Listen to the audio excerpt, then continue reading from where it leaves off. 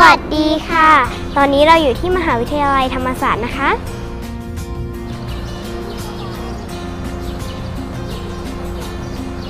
ทางมหาวิทยาลัยเมื่อก่อนนะคะไม่ค่อยมีคนขี่จักรยานเลยค่ะทางมหาวิทยาลัยก็เลย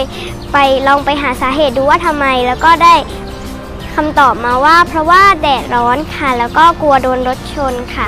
ก็เลย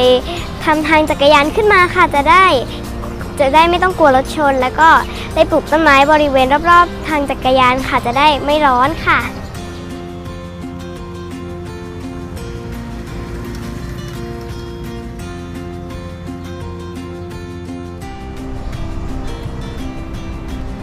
หลังจากที่ทางมหาวิทยาลัยธรรมศาสตร์ได้ปรับปรุงทางจักรยานแล้วก็ได้นำเอาแอปพลิเคชัน OFO มาใช้ค่ะเพื่อให้ทุกคนได้ใช้จักรยานฟรีใช้จักรยาน OFO ก็คือ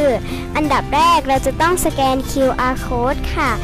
แล้วเราก็จะปลดล็อกแล้วเราก็สามารถขี่ไปไหนก็ได้จอดที่ไหนก็ได้ค่ะและคนต่อๆไปก็จะได้มาใช้ด้วยค่ะ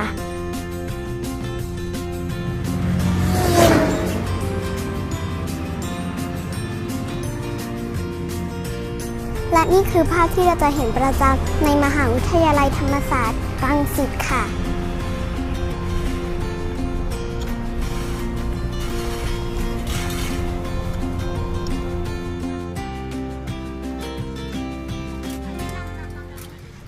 หลังจากที่มีการใช้แอป OFO แล้วส่งผลให้มีคนใช้จักรยาน OFO ถึง 12,000 ครั้งต่อวันเลยค่ะ